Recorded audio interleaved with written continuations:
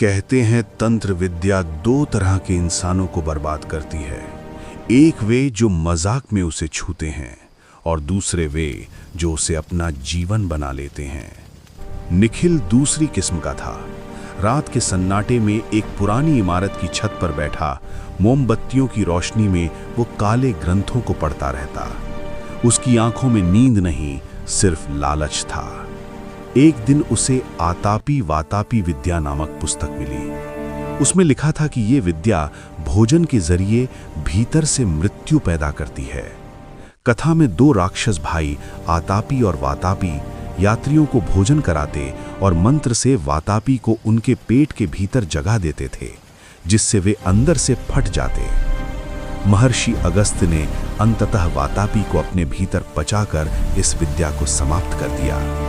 लेकिन पुस्तक के आगे लिखा था सूक्ष्म वातापी, कलयुग की विद्या।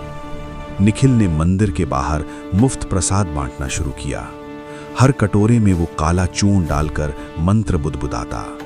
पहला शिकार राजू बना, जिसकी रहस्यमयी मौत हो गई। निखिल का घमंड बढ़ता गया, पर साथ ही उसे अपने पेट में अजीब हलचल महसूस होने लगी। एक रात तीर्थ यात्रियों से भरी बस में उसने सामूहिक प्रयोग किया। यात्रियों के पेट दर्द से कराहने लगे और काला धुआं उठकर राक्षसी रूप लेने लगा। तभी बस के सामने मुनि अगस्त्य प्रकट हुए। उन्होंने सारी शक्ति को अपने भीतर खींच लिया और शांत स्वर में कहा, वतापी जीर्ण हो भवा। राक्षसी धुआं बिखर गया और यात्री बच गए। निखिल टूट चुका था। उसने समझ लिया कि वो विद्या को नहीं बल्कि विद्या उसे खा रही थी। उसी क्षण उसके भीतर आखिरी झटका उठा और वो वहीं गिर पड़ा। उसकी छाया जैसे अंदर से खोखली हो गई।